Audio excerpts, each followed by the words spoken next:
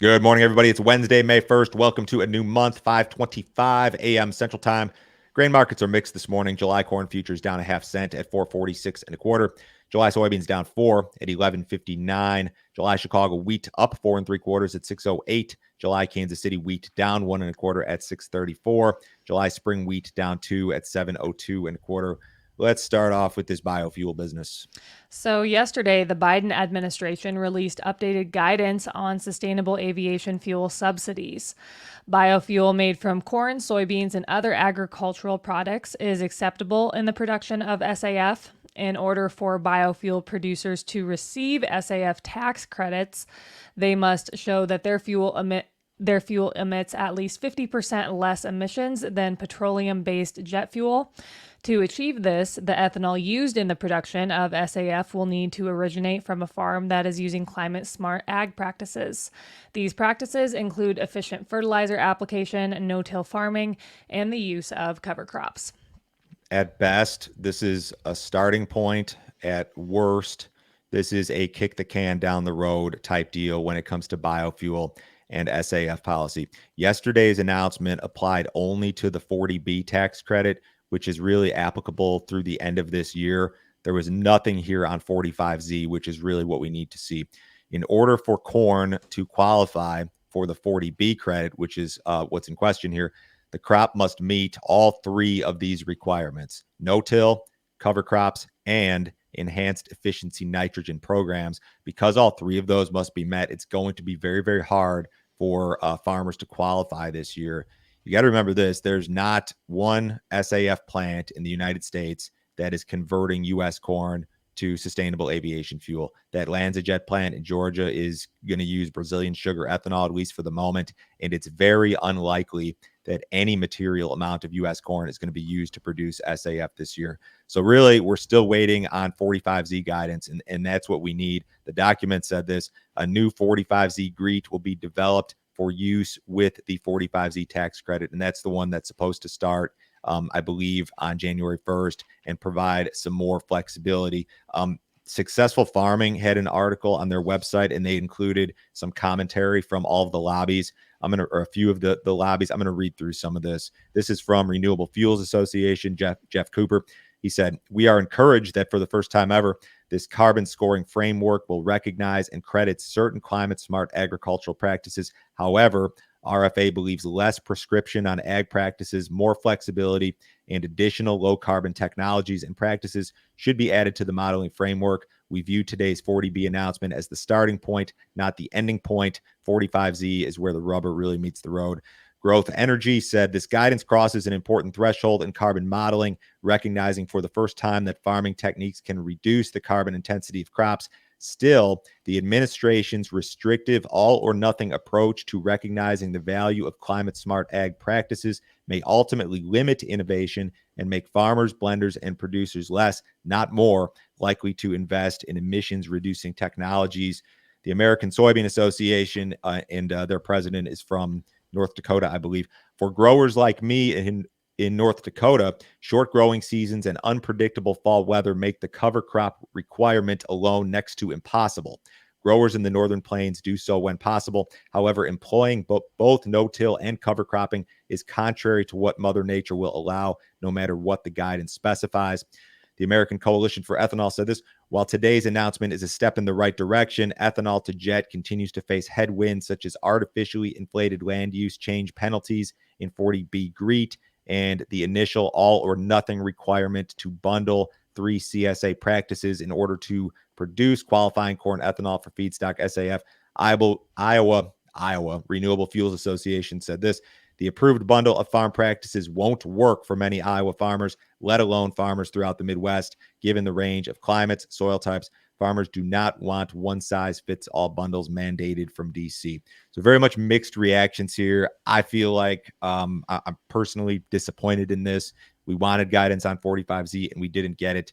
In today's premium video, Pete Meyer is going to be on with me to discuss the details of this and what it really means for you guys in terms of corn production, marketing, prices, all of that stuff in the future. What are going to be best practices as we move forward? How do you navigate this? That video will be blasted out to the premium subs at 10 a.m. Central Time. Rain will return to portions of the central U.S. on Thursday and Friday this week. Over the next 5 days, the heaviest amounts will be seen in Iowa, Missouri, Wisconsin, southeast Nebraska, eastern Kansas, Oklahoma, Texas, Arkansas, and some areas of the southeast. Amounts may total 1 to 2 inches in these areas. The 10-day forecast is wet for almost the entire central U.S.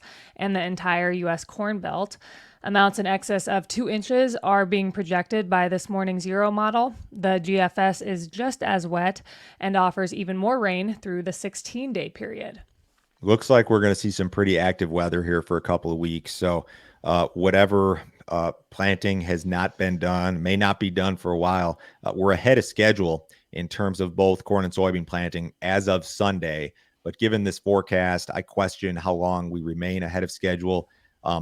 Is our planting delays, and delays is again a strong word, but they're going to be delayed. I mean, technically, is that a reason to be bullish the market? Not yet. Give it a couple of weeks, and if we're not past that 50% threshold by mid-May, then yeah, that's a problem. But we're not there yet. So if you guys have not checked out our premium content, you need to do so. You will not find content like this anywhere else. Joe, can you tell me about the video you put together yesterday? People sometimes ask, maybe I don't advertise it enough. Joe, is there grain marketing stuff included in your premium subscription? Yeah. I mean, that's kind of the whole point of it. And then we include a whole bunch of other stuff like policy, charting, a lot of related items, but grain marketing is the big deal. Yesterday, I did a comprehensive grain marketing review. We ran through, I believe, 3 marketing years worth of corn, soybeans, and wheat, cash sales, what I've advised, what my thoughts are, what my targets are. We also talked about corn seasonals just a little bit. This is a super, super simple and easy to track approach to grain marketing. There's not any option trading involved, or very, very little. I think I've advised 1 option trade, maybe the last 2 years. Just cash sales. I tell you what I'm doing, when I'm doing them. I benchmark them versus futures contracts and track everything. If you guys want to see that video, go to standardgrain.com this morning. You'll also see that video with Pete regarding the biofuel stuff later today. This is a $50 per month subscription. You can cancel it anytime. No other fee, no other obligation. Nobody will try to sell you anything else. Give that deal a shot this morning, guys. Vessels carrying wheat bound for Egypt are delayed in Russia. Despite being inspected and approved for shipment, the ships have been stuck in Russian ports for weeks.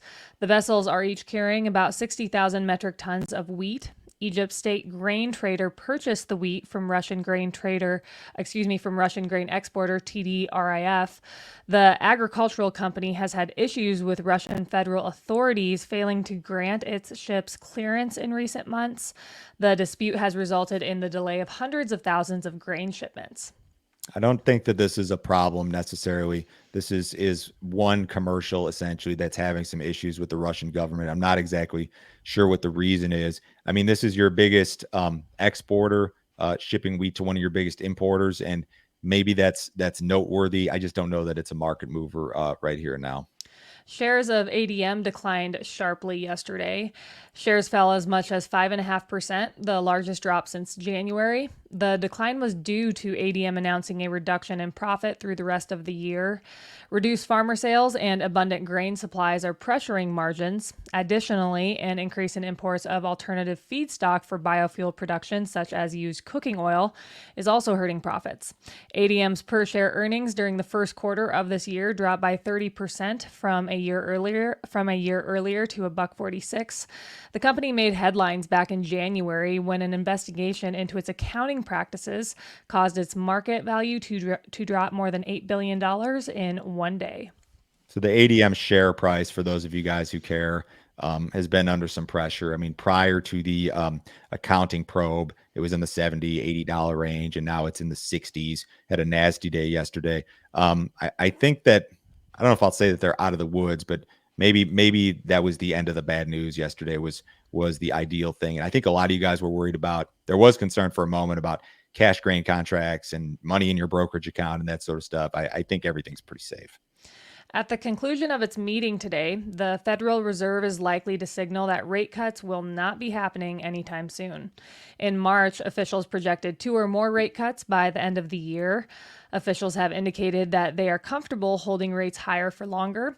They believe this approach will ease inflation toward the Fed's goal of 2%. This outlook suggests the Fed isn't likely to consider raising rates anytime soon. I think it's very possible that your yield on the 10-year eclipses that fourth quarter of 2023 peak. It's been moving higher for several weeks in a row now. We're up to almost 4.7% this morning. Yeah, they're not going to be able to cut this year, I don't think. I mean, and if it happens, it's going to be very late in the year. And there are a whole different set of implications when it comes to keeping rates steady or even higher at some point. Some people have made the case that they may need to hike again. And if they hike again, the one thing that we've discussed is that the interest payments on the national debt are going to become your biggest line item when it comes to government spending, which is absolutely terrifying, banana republic type stuff. What did cattle do yesterday? They sank lower over worries of the USDA testing ground beef for bird flu particles, as I touched on yesterday. Feeders were down 345 to 445 lower. Live cattle ended the day down 40 cents to 272 lower.